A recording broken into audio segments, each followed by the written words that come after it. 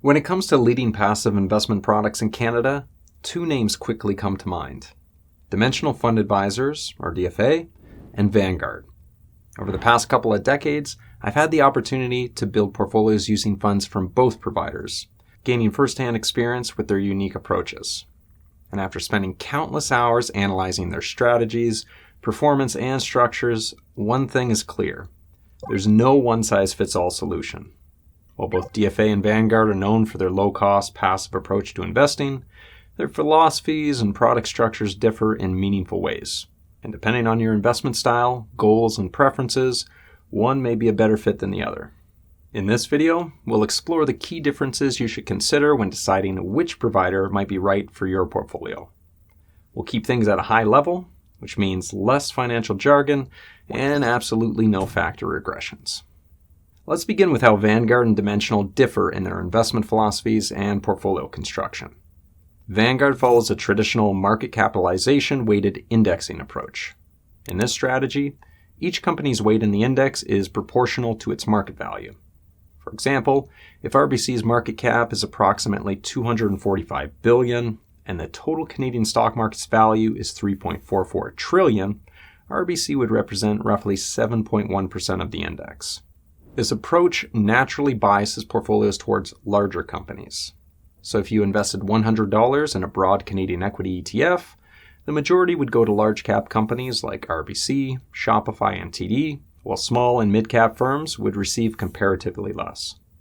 Dimensional Fund Advisors, by contrast, employs a systematic, evidence-based strategy. Instead of tracking an index, DFA constructs portfolios using decades of academic research. Their funds tilt towards factors associated with higher expected returns, particularly small cap, value-oriented, and profitable companies.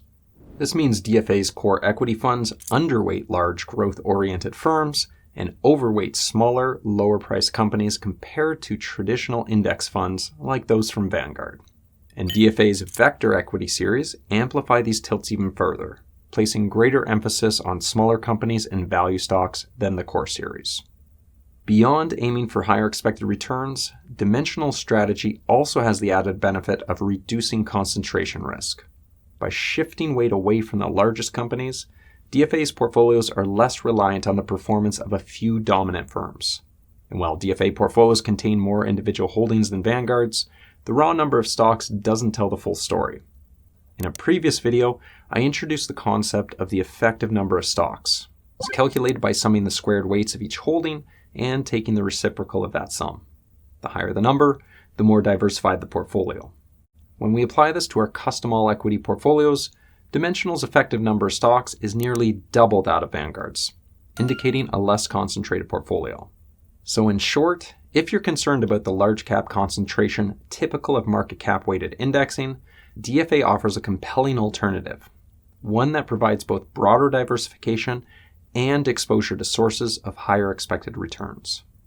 As mentioned earlier, Vanguard aims to closely replicate the performance of a market cap index minus fees. The goal isn't to outperform, but to match the market's returns as close as possible. DFA, on the other hand, doesn't seek to track an index. Its focus is on long-term outperformance, even if that means short-term returns may deviate, sometimes significantly, from the market. This deviation is known as tracking error. For many investors, tracking error can be unsettling.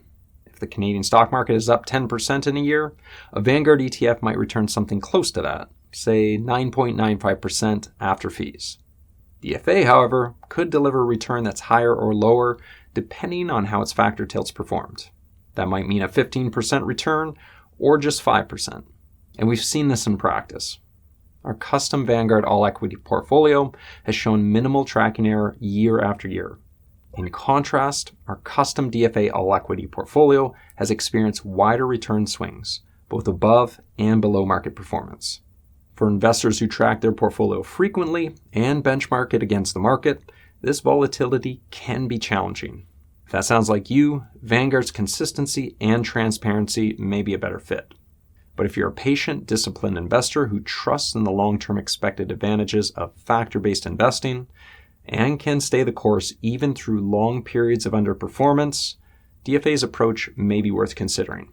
just be prepared for short-term return deviations relative to the index and the possibility that excess returns may never materialize. Of course, fees are also an important consideration. Vanguard has built its reputation on low-cost products, with many of its ETFs charging well under 0.3%.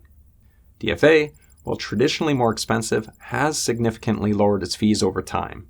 At the start of our measurement period, DFA's average MER was about 0.48%. Today, that's down to 0.28%. While still higher than Vanguard's 0.17% weighted average MER for a VCN VXC mix, it's in line with VEQT's 0.24% MER. And with both providers now offering cost-efficient options, these small fee differences alone shouldn't be a deciding factor for most investors. Now, we've intentionally left performance for last, because past returns shouldn't drive your investment decisions. But to make a fair comparison, we created two custom portfolios. Our Vanguard portfolio is a mix of 30% VCN plus 70% VXC rebalanced monthly, which mirrors the returns of VEQT without its shorter track record.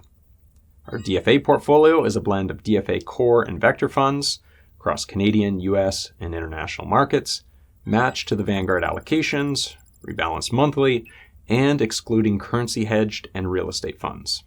And since July 2014, Vanguard's portfolio outperformed DFA's by about 1% per year with lower volatility. But again, this tells us little about what to expect going forward. Much of the performance gap can be attributed to the negative small cap and value premiums in the US over this period, where smaller companies underperformed larger ones by 4.2% annually, small value trailed small growth by 2.1%, and large value lagged large growth by 8.3%. These headwinds historically hurt DFA's factor-based strategy, but going forward, those trends could reverse. In my opinion, diversification and tracking error are the two most critical differences between Vanguard and DFA. Personally, I put more weight on tracking error because investor behavior often derails even the best designed strategies. If you can't stick with a portfolio through tough times, its long-term potential doesn't matter. Ultimately, the best investment strategy is the one you can stick with through good markets and bad. Both Vanguard and DFA offer low-cost, diversified, tax-efficient portfolios. So choose the one that aligns best with your personality, goals, and investment philosophy.